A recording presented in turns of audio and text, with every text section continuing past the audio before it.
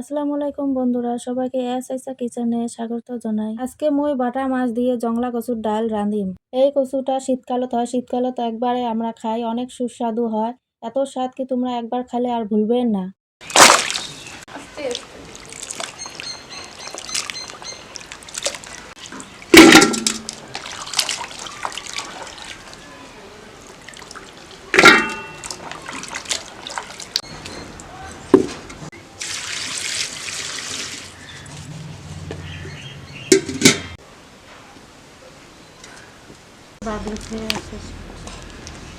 চুলের মধ্যে প্রথমে কচুগুলো ভাল করে সিদ্ধ করে নিচ্ছি। সিদ্ধ করা হয়ে গেছে, কচুগুলো কেলে টেলে ভাল করে গ্যালাস দিয়ে টিপি টিপি নিব। বড় একটা গামলাত নিছি। ভিডিওটা না টানি পুরো দেখার চেষ্টা করবেন, এইভাবে বানায় খেলে অনেকটা স্বাদ পাইবেন।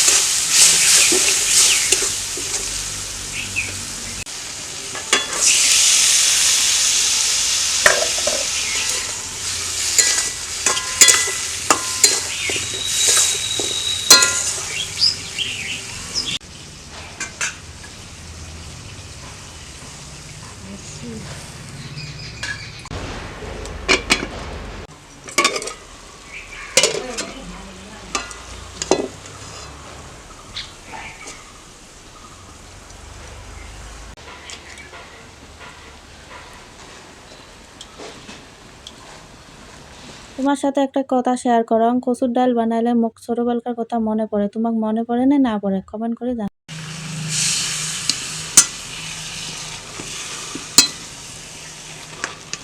দেখেন বন্ধুরা, কচুর কালারটা কি সুন্দর হবা লাগছে। এইভাবে ভাল করে নাড়ি চুড়ি নিবেন। শীতকালে কচু এইভাবে চুলের মধ্যে ভলভলে জাল দিয়ে কষিয়ে নিলে দারুণ একটা বাসনা বেড়ায়। তোমরা চাইলে বাড়ির মধ্যে ট্রাই করে দেখতে পান কেমন বাসনা বেড়ায়।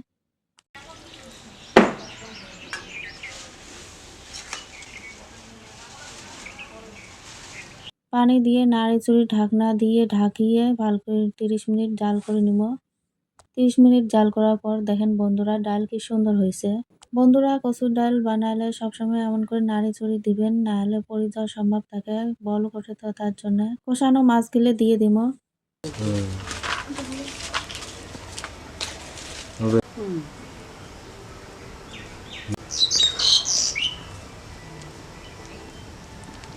ধনিয়া পাতা দিলুম, ধনিয়া পাতা দিলে সেই সুন্দর একটা বাসনা হয়, সেই স্বাদ হয়, আর এমনকি মুখত জল চলে আসে।